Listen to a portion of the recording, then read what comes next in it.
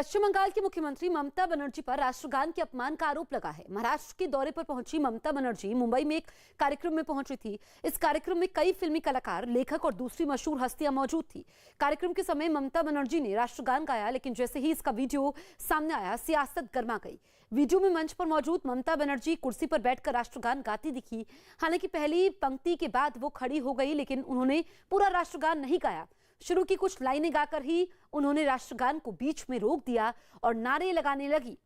Video सामने आने के बाद बीजेपी ने ममता बनर्जी के खिलाफ मोर्चा खोल दिया। पार्टी की तरफ से उनके खिलाफ पुलिस में लिखित शिकायत भी दर्ज करवाई गई।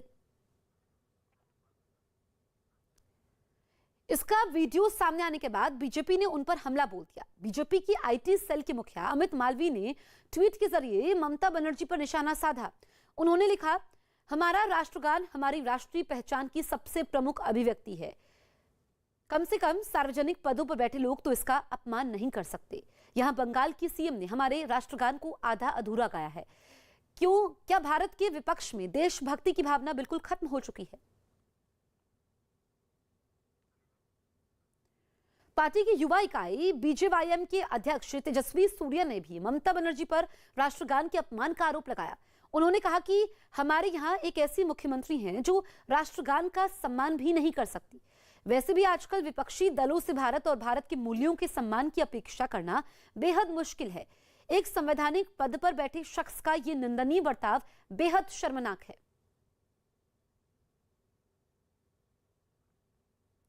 दिल्ली के मुख्यमंत्री अरविंद केजरीवाल ने चौपाल के मंच पर पंजाब चुनाव पर भी बयान दिया। उन्होंने कहा, पंजाब का सीएम पंजाब से ही होगा। साथ ही उन्होंने पंजाब को अच्छा, ईमानदार और देशभक्त चेहरा देने का भरोसा दिया। पंजाब की आप बात कर रहे हैं तो वहां पे सबसे बड़ा सवाल ये कि आम आदमी पार्टी का चेहरा कौन सा होगा। आप कह रहे हैं व्यक्ति इंपॉर्टेंट नहीं है, लेकिन नवजोत सिंह सिद्धू की आप तारीफ कर देते हैं, वो कभी मना कर देते हैं। फिर वो कुछ ऐसा देख लगता है कि फिर आपकी तरफ आ रहे हैं तो आप उनके खिलाफ बोलना शुरू कर देते हैं। ये क्या गेम क्या चल रहा है? क्वेश्चन क्या है आपका? आपके साथ आ रहे हैं, वो आपके साथ आ रहे हैं? नहीं आ रहे, नहीं आएंगे। अब फाइनल है? फाइनल है। फिर भी अगर सरकार आपकी बनती है तो आप तो नहीं रहेंगे पंजाब में? बिल्कुल नहीं। आप कह रहे हैं असली केजरीवाल नकली केजरीवाल की लड़ाई, लेकिन असली केजरीवाल तो पंजाब जाने वाला नहीं है, तो वहां कौन होगा? वहाँ पे कुछ दिन के अंदर हम घोषणा करेंगे, चुनाव के थोड़ा करीब आने पे सीएम कैंडिडेट की घोषणा करेंगे। भगवंत मान के समर्थक नाराज हो जाते हैं कि आप उनका नाम नहीं लेते हैं। जो भी है अभी नहीं, चुनाव आने के क्लोज आने के बाद करेंगे। होगा पंजाब से ही? होगा पंजाब से। आतंकवादियों ने एक पुलिस वाले को गोली मारकर घायल कर दिया। जम्मू कश्मीर के श्रीनगर के राजौरी में आतंकवादियों ने एक ट्रैफिक पुलिस वाले को गोली मार दी, जिसे गंभीर हालत में अस्पताल में भर्ती करवाया गया। पश्चिम बंगाल की मुख्यमंत्री ममता बनर्जी ने मुंबई में एनसीपी के राष्ट्रीय अध्यक्ष शरद पवार से उनके घर पर मुलाकात की। मुलाकात के बाद ममता बनर्जी ने यूपी के अस्तित्व पर निशाना साधा। क्या यूपी? अभी यूपी नहीं है। यूपी क्या है? यूपी के वाराणसी में स्कूल के वॉशरूम में तीसरी क्लास की लड़की की रेप की घटना से गुस्साए वकीलों ने आरोपी स्वीपर और स्कूल प्रबंधक समेत 2 टीचरों को उनकी पेशी के समय बुरी तरह पीट दिया। कोरोना के नए वेरिएंट ओमिक्रॉन के केस बढ़ते ही जा रहे हैं। अब सऊदी अरब में भी उत्तरी अफ्रीका से लौटे एक शख्स में ओमिक्रॉन वेरिएंट मिलने की पुष्टि हुई है। हरिद्वार देहरादून हाईवे पर अचानक एक विशालकाय अजगर के आ जाने से अफरा तफरी मच गई। अजगर के सड़क पर रेंगते रहने से सड़क पर काफी देर तक जैम लगा रहा। बाद में अजगर खुद ही जंगल की ओर चला गया। यूपी के बुलंदशहर शिकारपुर तहसील में अचानक आवारा गाय और सांडों की झुंड घुस आए और तहसील परिसर में जमकर उत्पात मचाया, जिससे वहां अफरा तफरी का माहौल बन गया। चौपाल के मंच पर दिल्ली के मुख्यमंत्री अरविंद केजरीवाल ने दावा किया कि अब तक वो 36,000 लोगों को तीर्थ यात्रा करवाई है। हनुमान चालीसा की बात की, न सिर्फ हनुमान चालीसा, फिर गणेश चतुर्थी पे, फिर दिवाली पे लक्ष्मी पूजा पिछली बार, इस बार राम मंदिर का ढांचा। तो लोग कह रहे हैं फिर आप भी तो धर्म के नाम पर ही कर रहे हैं ना। अब जब चुनाव आते हैं आप धर्म के नाम पर ही लोगों के पास जा रहे हैं। हम तो 5 साल करते हैं, चुनाव के पहले नहीं करते। आप चुनावी हिंदू नहीं है ना? हम 5 साल 5 साल करते हैं। और एक बड़ी अच्छी हमारी अभी योजना है, आई है, अभी नहीं 3-4 साल से चल रही है, कोविड में थोड़ा रुक गया था, मुख्यमंत्री तीर्थ यात्रा योजना।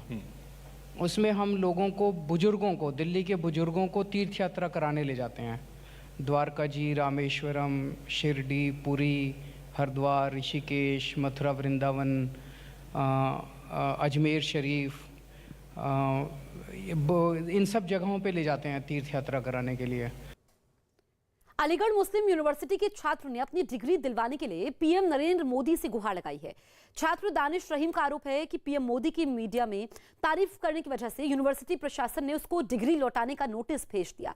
छात्र के मुताबिक उसने एएमयू के भाषा विज्ञान विभाग में पीएचडी की थी, जिसके लिए उसे 9 मार्च को पीएचडी की डिग्री भी दी गई। लेकिन कुछ वक्त बाद यूनिवर्सिटी ने गलती का हवाला देते हुए डिग्री लौटाने का फरमान सुना दिया। छात्र दानिश रहीम ने अब यूनिवर्सिटी प्रशासन के खिलाफ हाईकोर्ट में अपील की है। यही नहीं, उसने पीएम नरेंद्र मोदी को चिट्ठी लिखकर इंसाफ की गुहार लगाई है। कल एक लेटर लिखा है देश के पीएम को, यूपी के सीएम को और सारी हायर अथॉरिटी को जो हायर एजुकेशन को देखती हैं। उसमें मैंने यही डिमांड किया है कि मेरी ज़िंदगी से ना खेले एएमयू। मैंने जो पत्र लिखा है उस पर कार्रवाई हो और मेरी जो डिग्री मुझे ईमानदारी की मिल चुकी है वही रहे, कोई ऐसी डिग्री ना मिले जो वैलिड ना हो। हालांकि एएमयू की तरफ से इन आरोपों को सिरे से खारिज कर दिया गया। यूनिवर्सिटी प्रशासन ने कहा कि छात्र को गलती से दूसरी डिग्री दे दी गई थी, जिसे लौटाने को कहा गया है। बजाय इसके लैम की जगह भाषा विज्ञान लिख दिया गया, तो अब उसमें उसको यूनिवर्सिटी ने करेक्ट कर दिया। उसके करेक्ट करने की कोशिश करके इसको मार्कशीट दे दी जाएगी। इसका राजनीति से या किसी से कोई मतलब नहीं है। इस मामले में सियासत भी गर्मा गई। अलीगढ़ से बीजेपी सांसद सतीश गौतम ने एएमयू के वाइस चांसलर से मामले में कार्रवाई की मांग की। प्रधानमंत्री जी को खुद सम्मान किया है एएमयू के छात्रों ने। कोई होगा टीचर किसी मानसिकता का तो उस प्रोफेसर का होगा, उसे देखा जाएगा, उसके खिलाफ कार्रवाई की। न्यूज 18 इंडिया चौपाल के मंच पर केंद्रीय सड़क एवं परिवहन मंत्री नितिन गडकरी ने इस बात का दावा किया कि दिसंबर के अंत तक ग्रीन हाइड्रोजन भारत में आ जाएगा और इससे 1 किलो हाइड्रोजन से 180 किलोमीटर तक का सफर तय हो सकेगा। हम तो सुन रहे थे कुछ दिन बाद आप वो पानी वाली गाड़ी से आते, हाइड्रोजन वाली, कि जो पानी से हाइड्रोजन अलग करेगी और ऑक्सीजन अलग करेगी और उस पर चलेगी। जल्दी आने वाली है? नहीं, गाड़ी आने के लिए टाइम लगेगा, पर पानी से ऑक्सीजन और हाइड्रोजन अलग होकर ये गाड़ी चल सकती है, इस पर आज लोगों का विश्वास नहीं है। तो मैंने एक कंपनी को रिक्वेस्ट की और उनकी हाइड्रोजन पर, ग्रीन हाइड्रोजन पर चलने वाली गाड़ी दिल्ली में आई है। और ग्रीन हाइड्रोजन जो है वो इंडियन ऑयल का फरीदाबाद का जो सेंटर है वहाँ तैयार होता है। वो दिसंबर एंड तक वो अवेलेबल करके देंगे। 1 किलो में 180 किलोमीटर चलती है और एक पायलट प्रोजेक्ट करके मैं उसको उपयोग में लाकर आप जैसे लोगों को ये विश्वास दिलाना चाहता हूँ कि 1 किलो में वो 180 किलोमीटर चलेगी और उसमें कोई पोल्यूशन नहीं होगा, कोई स्पीड अच्छी होगी, पेट्रोल डीजल की तुलना में काफ़ी अच्छी होगी। ये स्वदेशी ईंधन होगा। मैक्सिको के तुला में हथियारबंद बदमाशों ने जेल पर हमला कर अपने साथियों को छुड़वा लिया। बताया गया कि इस घटना के पीछे वहां के ताकतवर ड्रग्स माफिया का हाथ हो सकता है, जिन्होंने अचानक जेल में हमला किया और अपने 9 साथियों को लेकर भाग निकले। अधिकारियों के मुताबिक हमलावर कई गाड़ियों में सवार होकर आए थे। बताया गया कि उन्होंने कारों का हथियार के तौर पर इस्तेमाल किया और उनमें आग लगाई। तब तक जेल के सुरक्षाकर्मी कुछ समझ पाते सभी वहां से फरार हो गए। वहां पुलिस को 2 जली हुई कारें मिली, जिसके बाद इन्हें कार बम के तौर पर इस्तेमाल किए जाने की आशंका जताई गई। हालांकि मामला सामने आने के बाद पुलिस अब हमलावरों की तलाश में जुट गई है। जल्द ही फरार आतंकवादियों को पकड़ने का दावा किया। चौपाल के मंच पर पर्यावरण मंत्री भूपेंद्र यादव ने संसद में हुए हंगामे पर विपक्ष पर जोरदार हमला बोला। उन्होंने आरोप लगाया कि विपक्ष ने संसद की मर्यादा को तार-तार किया। ऑपोजिशन कह रहा है कि आपने लोकतंत्र को शर्मसार कर दिया। देखिए, पहली बात तो संसद डायरी में पिछले 5 साल से लिख रहा हूँ। जब भी संसद का सत्र शुरू होता है विभिन्न विषयों पे मैं अपने विचारों को लिखता हूँ। मुझे एक बात बताइए, कोई भी दुनिया का समझदार आदमी, यहाँ पर सब लोग बैठे हुए चेयर के ऊपर बैठे हुए हैं, यही लोग अगर टेबल के ऊपर खड़े हो जाए तो इनको सभ्य कहा जाएगा क्या? और जब एक चीज को वापस सरकार कर रही है तो अब कह रहे ना इसके ऊपर भी हम सदन को नहीं चलने देंगे, लाएंगे तो भी नहीं चलने देंगे, ना लाएंगे तो भी नहीं चलने देंगे। और सदन में पुस्तकें, किताब हम तो कानून बनाने वाले हैं, पढ़ने के लिए होती है, फेंकने के लिए होती है। WHO ने माना है कि कोरोना का ओमिक्रॉन वेरिएंट दुनिया के 24 देशों में फैल चुका है। कल देर रात अमेरिका में भी इसके एक केस की पुष्टि हुई है। अब तक कुल 30 से ज्यादा देशों ने इस वेरिएंट को रोकने के लिए ट्रैवल बैन समेत अपने बॉर्डर तक सील कर दिए हैं। वहीं WHO का कहना है कि वो इस नए वेरिएंट को काफी गंभीरता से ले रहे हैं और दुनिया के सभी देशों को भी इस नए वेरिएंट को बेहद गंभीरता से लेना होगा। WHO ने कहा कि ओमिक्रॉन के बारे में ज्यादा से ज्यादा जानकारी हासिल की जा रही है, लेकिन ट्रांसमिशन पर इसके असर, इसकी गंभीरता और वैक्सीन के इस पर असर के बारे में पता लगाना अभी बाकी है। वहीं भारत भी इस नए वेरिएंट को लेकर अलर्ट मोड पर है। देश के सभी एयरपोर्ट पर संक्रमित देशों से आने वाले हवाई यात्रियों की सघन जांच हो रही है। भारत सरकार ने कहा कि कल शाम 4 बजे तक संक्रमित देशों से 11 जहाजों में 3476 यात्री देश के अलग अलग एयरपोर्ट पर पहुंचे, जिनका RT-PCR टेस्ट किया गया, जिसमें 6 यात्री पॉजिटिव निकले। न्यूज 18 इंडिया के चौपाल में सीएम केजरीवाल ने भरोसा दिया कि पंजाब में आम आदमी पार्टी की सरकार बनने पर दिल्ली वालों को साफ हवा मिलेगी। आपकी सरकार अगर आएगी पंजाब में तो दिल्ली वालों को साफ हवा मिलेगी? बिल्कुल मिलेगी। मैं समझता हूं कि इसके ऊपर अब मजाक की बात अलग है, लेकिन इस पर राजनीति नहीं होनी चाहिए। अब समाधान है, सारी सरकार को मिल के काम करना चाहिए। मैं आपको एक पराली से कोयला बनता है, पता है आपको? पराली से CNG बनती है, करनाल में एक प्लांट है। आज जिसको हम समस्या मान रहे हैं, अगर ये सरकारें ठीक से काम करें तो इसी पराली से गैस बना सकते हैं, कोयला बना सकते हैं, CNG बना सकते हैं, बिजली बना सकते हैं। देश का फायदा होगा और पता नहीं कितने लाख बच्चों को नौकरी मिलेगी। लेकिन ये करना ही नहीं चाहते, केवल और केवल गाली गलौज, राजनीति। 15 दिसंबर से जो विदेशी उड़ानें शुरू होने वाली थी, फिलहाल उन पर रोक जारी रहेगी। कोरोना के नए वेरिएंट ओमिक्रॉन के खतरे को देखते हुए सरकार ने यह फैसला लिया है। सरकार की तरफ से विदेशी उड़ानों पर जो नए दिशा निर्देश जारी हुए हैं, उनमें नई तारीख की जानकारी नहीं दी गई है। मतलब विदेशी उड़ानों को शुरू करने का फैसला अब बाद में लिया जाएगा। चौपाल के मंच पर सड़क परिवहन और हाईवे मंत्री नितिन गडकरी ने यह दावा किया कि आने वाले वक्त में पराली से बायो CNG बनेगी, जिससे किसानों को फायदा होगा। और मुझे लगता है कि ये जो अभी 8 लाख करोड़ का इंपोर्ट है, 5 साल में ये 25 लाख करोड़ की होने की संभावना है। पेट्रोल डीजल का? हाँ, ये पेट्रोलियम गैस और इसका। और ये अगर हमने 7-8-10 करोड़ भी बचाया तो ये पैसा जाएगा किसानों के घर में। जो राइस से इथेनॉल बन रहा है, कॉर्न से इथेनॉल बन रहा है, बायोमास से इथेनॉल बन रहा है, शुगर केन जूस से इथेनॉल बन रहा है, मोलाइसिस से इथेनॉल बन रहा है, BAV मोलाइसिस से इथेनॉल बन रहा है। ममता बनर्जी के इशारों में राहुल गांधी और यूपीए को लेकर सवाल खड़ा करने पर कांग्रेस ने पलटवार किया है। कांग्रेस नेता अधीर रंजन चौधरी ने ममता पर हमला करते हुए कहा कि बंगाल मतलब पूरा हिंदुस्तान नहीं है, ना ही पूरा हिंदुस्तान मतलब ममता बनर्जी है। अधीर रंजन के मुताबिक ममता बीजेपी को खुश करने के लिए इस तरह के बयान दे रही है। वहीं बीजेपी सांसद राजेंद्र अग्रवाल ने कहा कि ममता ने सही सवाल उठाया है, क्योंकि राहुल की अगुवाई यूपीए के लिए बोझ बन गई है। दरअसल महाराष्ट्र दौरे पर गई ममता बनर्जी ने कल शरद पवार से मुलाकात की थी और इस बीच ममता ने कांग्रेस पर निशाना साधते हुए पूछा था कि अब यूपीए कहां है। वहीं राहुल के बार बार विदेश जाने पर भी ममता ने तंज कसा था। यूपीए क्या है ये ममता बनर्जी को पता नहीं है क्या? पता नहीं। मुझे लगता है कि थोड़ा ज़्यादा पागलपन शुरू कर दिए हैं। उनको लगा कि सारे हिंदुस्तान ममता बनता करना शुरू कर दिए हैं, लेकिन हिंदुस्तान के मतलब बंगाल नहीं है, बंगाल के मतलब हिंदुस्तान नहीं। आज ममता बनर्जी जो कह रही है, इसके साथ बीजेपी को कहने में बड़ा तालमेल रखते हैं।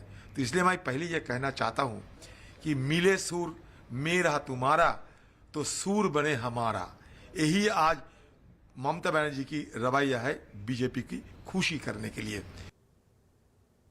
राहुल गांधी जी का नेतृत्व वास्तव में यूपी के लिए एक प्रकार की लायबिलिटी बन गया है।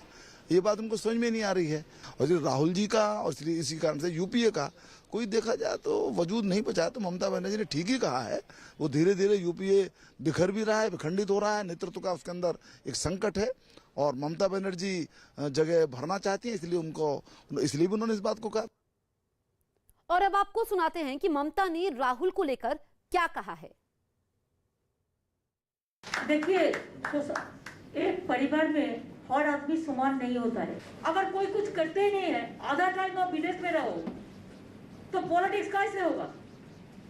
पॉलिटिक्स में आपको कंटिन्यूअस एंडेवर देना चाहिए, और इसमें हम फेडरल स्ट्रक्चर का पक्ष में है। यूपी के अस्तित्व पर भी ममता ने सवाल उठाए हैं। राहुल जी क्या बोला? एक ऑल्टरनेटिव स्ट्रॉन्ग होना चाहिए जो लड़ाई करते हैं। अगर कोई लड़ते नहीं है तो हम क्या करें? हम चाहते हैं कि सबको लड़ाई करना है, लेकिन में रह के। शरद जी सबसे सीनियर नेता है यूपीए के, आपको लगता है कि शरद जी को अब यूपीए का नेतृत्व करना चाहिए, चेयरमैन बनाना चाहिए? अरे क्या यूपीए? अभी यूपीए नहीं है। यूपीए क्या है? शेयर करेगा बैठ के। चौपाल के मंच पर आए नितिन गडकरी ने कहा कि मुफ्त की राजनीति से देश का नुकसान होगा और अब देश की जनता पहले से ज्यादा जागरूक हो गई है। देखा जा रहा है कि, और आप इस पे काफी मुखर हैं बोलने में, कि राजनीति में अब ये हो गया कि फ्री फ्री फ्री, उसने फ्री, इधर फ्री, हम ये फ्री देंगे, बिजली फ्री देंगे, पानी फ्री देंगे, ये फ्री देंगे, वो फ्री देंगे। एक ये चल रहा है। दूसरा, उसके बाद एक ने दिया तो सब देने लग गए। उसके बाद अब चल रहा है मंदिर मंदिर मंदिर, मैं भी मंदिर जाता हूं, मैं भी मंदिर जाता हूं, मैं भी मंदिर जाता हूं, मैं भी आस्था रखता हूं, मैं भी आस्था रखता हूं। ये क्या है? ये जो इंडिविजुअल बेनिफिट पॉलिटिक्स है, ये लोकतंत्र के लिए अच्छा नहीं। ये फुकट में, वो फुकट में, वो फुकट में, इससे हम लोग सरकारों के पास कर्जा चुकाने के लिए पैसा नहीं है, हम बैंक करप्ट हो रहे हैं और हम फुकट में बांट रहे हैं। इससे देश का नुकसान होगा। इसके बजाय हम रोजगार निर्माण करें। पर ये क्या, इडली पात्र फुकट में, मिक्सी फुकट में, ये फुकट में, इससे क्या होगा? This is not good politics. Bengal की खाड़ी में बन रहे कम दबाव की वजह से आंध्र प्रदेश और ओडिशा पर चक्रवाती तूफान जवाद का साया मंडराने लगा है। मौसम विभाग के मुताबिक 3 या 4 दिसंबर को तूफान आंध्र प्रदेश और ओडिशा के तट तक पहुंच सकता है। इसकी तैयारी को लेकर national crisis of management committee की बैठक हुई। कैबिनेट सेक्रेटरी की अध्यक्षता में हुई इस बैठक में राज्य सरकारों को हर संभव मदद का भरोसा दिया गया। साथ ही समुद्री तटों के आसपास रहने वाले मछुआरों के लिए अलर्ट जारी किया गया है और उन्हें सुरक्षित स्थान पर लौटने के लिए कहा गया है। बंगाल की खाड़ी में ही हो रही हलचल के कारण मौसम विभाग ने आज से 4 दिनों तक इन राज्यों में लगातार भारी बारिश की चेतावनी जारी कर दी है। इसके अलावा मौसम विभाग ने सौराष्ट्र और मुंबई में भी भारी बारिश की चेतावनी जारी कर दी है। मुंबई में तो कल से जारी भारी बारिश ने लोगों की परेशानी बढ़ा दी है। वहीं छत्तीसगढ़ के रायपुर में 7 ट्रेनों को 3 और 4 दिसंबर के बीच रद्द करने का फैसला किया गया है। चौपाल के मंच पर भूपेंद्र यादव ने बंगाल चुनाव में हुई हिंसा और चुनाव के बाद हुई हिंसा पर वहां की मुख्यमंत्री ममता बनर्जी पर निशाना साधा। उन्होंने यह भी कहा कि ममता बनर्जी को वहां हुई हिंसा पर जवाब देना चाहिए। ये स्टेटमेंट आज के ममता बनर्जी की, आधा टाइम विदेश में रहेंगे तो पॉलिटिक्स कैसे करेंगे राहुल गांधी के लिए? वो कह रहे हैं यूपीए है ही नहीं, तो मैं कह रहा हूं आपका आधा काम तो दीदी कर रही हैं। नहीं, वो तो ममता बनर्जी जी क्या कर रही हैं उनसे पूछिए। लेकिन ममता बनर्जी जी को जवाब देना चाहिए कि बंगाल में लोकतंत्र को क्यों कुचला जा रहा है, बंगाल में हिंसा का सहारा क्यों लिया जा रहा है, बंगाल में चुनाव परिणाम आने के बाद क्यों एक राजनीतिक दल के कार्यकर्ताओं को न केवल अत्याचार किया जा रहा है बल्कि उनके लोग मारे जा रहे हैं, महिलाओं के ऊपर क्यों अत्याचार वहां पर चुनाव के बाद हो रहे हैं, जिसका स्वयं हाईकोर्ट ने संज्ञान लिया है, जिसके लिए स्वयं हाईकोर्ट ने एसआईटी करी है। और मुझे लगता है कि अगर ममता बनर्जी लोकतंत्र की मर्यादा को समझती हैं तो उनको इन बातों का भी जवाब देना चाहिए। केंद्रीय गृह मंत्री अमित शाह आज यूपी के सहारनपुर जिले का दौरा करेंगे। इस बीच अमित शाह मां शाकुंभरी देवी राजकीय विश्वविद्यालय का शिलान्यास करेंगे। यूपी के मुख्यमंत्री योगी आदित्यनाथ भी इस मौके पर अमित शाह के साथ मौजूद रहेंगे। दोपहर करीब 1 बजे होने वाले इस कार्यक्रम में अमित शाह एक जनसभा को भी संबोधित करेंगे। इस मौके पर अमित शाह ने ट्वीट किया कि आज पश्चिमी उत्तर प्रदेश के लिए एक विशेष दिन है। सहारनपुर में मां शाकुंभरी विश्वविद्यालय का शिलान्यास करूंगा। पीएम मोदी के मार्गदर्शन में सीएम योगी जी की सरकार शिक्षा को प्रदेश के स्वर्णिम भविष्य का आधार मानकर संकल्पित भाव से कार्य कर रही है। न्यूज 18 इंडिया के चौपाल में पहुंचे कांग्रेस नेता रणदीप सुरजेवाला ने कहा कि महंगाई से पूरा देश परेशान है और कांग्रेस देश के लिए सड़क पर है। जब आपको मुद्दा उठाना चाहिए, जब एकदम निकल आना चाहिए, तब तो आप ट्विटर पे रहते हो। तब तो आप ट्विटर ट्विटर खेल रहे होते हो। जब आपको सड़क पे होना चाहिए तब आप ट्विटर पे होते हो, और जब आपको वास्तव में मुद्दे को लेकर संघर्ष करना, वो आप चूक जाते हो। यही चूक हो जाती है कांग्रेस से। देखिए, आप कह रहे हैं कि अब मोदी जी ने क्या किया। आप कह रहे हैं हम सड़कों पर नहीं, यहां तो पूरा देश सड़क पर पहुंचा दिया। वो किसान हो, वो एमएसपी को लेकर सड़क पर है, कर्ज माफी को लेकर सड़क पर है, बेरोजगार हो, वो बेरोजगारी को लेकर सड़क पर है, नौकरी को लेकर सड़क पर है, गृहिणी हो, वो गैस के सिलेंडर को लेकर सड़क पर है। 400 रुपए से अगर 1000 रुपया गैस सिलेंडर हो जाएगा और 2000 रुपया शादी के समय कमर्शियल सिलेंडर का महंगाई का तड़का लगाएंगे तो पूरा देश सड़क पर है, और देश के साथ साथ हम भी हैं। यूपी के मुख्यमंत्री योगी आदित्यनाथ आज सुबह 9:30 बजे 12,17,631 मेधावी छात्र छात्राओं के खाते में ऑनलाइन स्कॉलरशिप भेजेंगे। सीएम योगी इस बीच 458 करोड़ 66 लाख रुपए की धनराशि छात्रों के खाते में ट्रांसफर करेंगे। इसके साथ ही पहले चरण की छात्रवृत्ति वितरण का काम पूरा हो जाएगा। इसके बाद सीएम योगी छात्र छात्राओं से संवाद करेंगे। दूसरे चरण में बचे हुए छात्र छात्राओं को दिसंबर अंत में छात्रवृत्ति दी जाएगी। चौपाल के मंच पर दिल्ली के मुख्यमंत्री अरविंद केजरीवाल ने यह ऐलान किया कि वो दिल्ली में भी महिलाओं को 1000 रुपए की आर्थिक मदद करेंगे। आप ये जो फ्री की बात कर रहे हैं, इस पे कई बार इल्जाम लगता है। जैसे अब यहाँ पे आपने पंजाब में कहा कि 1000 रुपए हम महिलाओं को दे देंगे। देने चाहिए ना। तो वो कह रहे हैं दिल्ली में क्यों नहीं दे रहे? देंगे। दिल्ली में जहां सरकार है वहां पहले दीजिए ना। क्यों पहले क्यों? कुछ काम पंजाब में भी पहले होने चाहिए। ऐसा क्या है? दिल्ली में भी देंगे, तैयारी कर रखी है। समय हम तय करेंगे, चुनाव नहीं, जब हम तय करेंगे, हमारी मर्जी, पर दिल्ली में भी देंगे। अगर वो कह रहे हैं महिला, सिद्धू जी ने कहा महिलाओं के आप इतने हितैषी हैं, तो कोई महिला तो मंत्री भी नहीं आपके यहाँ। सिद्धू जी तो हमें महिलाओं के बारे में ना ही सिखाएं तो अच्छा है। उनके खुद के मुख्यमंत्री मीटू में फंसे हुए हैं। नहीं, जो पंजाब में महिलाओं को आप वो कह रहे हैं कि आप लॉलीपॉप दे रहे हैं, तो दिल्ली में क्यों नहीं दे रहे? तो दिल्ली में कह तो रहा हूं कि देंगे हम, दिल्ली में देंगे हम। सीरम इंस्टीट्यूट ने कोविशील्ड की बूस्टर डोज बनाने की डीसीजीआई से इजाजत मांगी है। कोरोना के नए वेरिएंट ओमिक्रॉन से निपटने के लिए सीरम इंस्टीट्यूट ने तैयारी शुरू कर दी है। सीरम इंस्टीट्यूट ने कोविशील्ड की बूस्टर डोज बनाने और कोरोना के नए वेरिएंट से आपात स्थिति में निपटने के लिए drugs controller general of India से मंजूरी मांगी है। दुनिया भर के अलग अलग देशों में कोरोना वायरस के ओमिक्रॉन वेरिएंट का प्रकोप बढ़ता ही जा रहा है। WHO के मुताबिक अब तक 23 देशों में ओमिक्रॉन वेरिएंट के केस सामने आ चुके हैं। साथ ही WHO ने ओमिक्रॉन वेरिएंट के कई और देशों में पैर पसारने की आशंका जताई। दिल्ली से गुरुद्वारा प्रबंधक कमेटी के प्रमुख मनजिंदर सिंह सिरसा ने अपने पद से इस्तीफा देकर बीजेपी का दामन थाम लिया। दिल्ली में गृह मंत्री अमित शाह, बीजेपी अध्यक्ष जेपी नड्डा, केंद्रीय मंत्री धर्मेंद्र प्रधान, पार्टी के पंजाब चुनाव प्रभारी गजेंद्र सिंह शेखावत ने सिरसा को बीजेपी में शामिल करवाया। भारतीय team junior hockey world cup के सेमीफाइनल में पहुंच गई है। भुवनेश्वर के कलिंगा स्टेडियम में हुए क्वार्टर फाइनल मैच में भारत ने बेल्जियम को 1-0 से हराया। सेमीफाइनल में भारत का सामना जर्मनी से होगा। भारत और न्यूजीलैंड के बीच 3 दिसंबर से मुंबई के वानखेड़े स्टेडियम में होने वाले दूसरे टेस्ट पर बारिश का खतरा मंडरा रहा है। मुंबई में जारी लगातार बारिश की वजह से दोनों ही टीमों को अपने अभ्यास सत्र को रद्द करना पड़ा।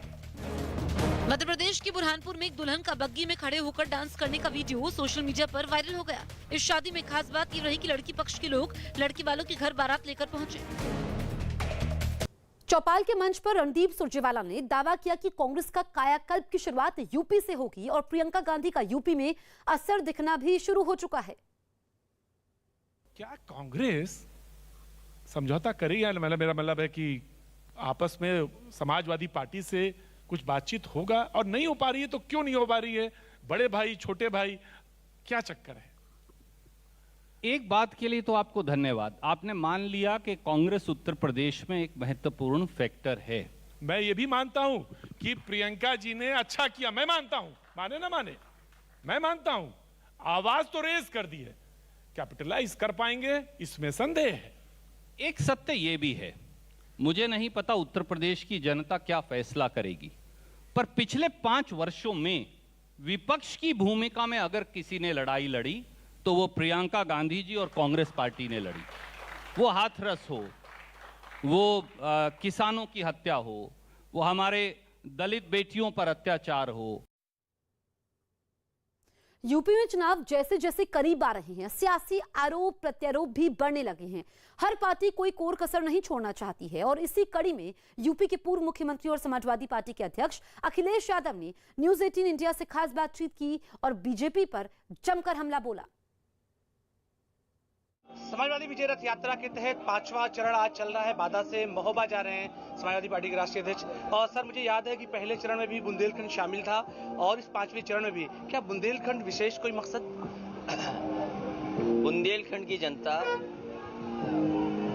इस बार बदलाव चाहती है। भारतीय जनता पार्टी ने वादों के जुमले दिए यहाँ पर, बुंदेलखंड की जनता से झूठ बोला और आते आते डबल इंजन की सरकार बुंदेलखंड में फेल हो गई है। बुंदेलखंड की जनता एक बार इन्हें समर्थन दिया, इस बार इनके हाथ खाली जाएंगे, इनको समर्थन नहीं मिलने जा रहा है। पूरी तरीके से भारतीय जनता पार्टी का इस बार सफाया होगा। आज किसान दुखी है, किसान की पैदावार का सही मूल्य नहीं मिल रहा, महंगाई से लोग त्रस्त हैं। जिस तरह महंगाई बढ़ाई है, आम लोगों का जीवन नहीं चल पा रहा है।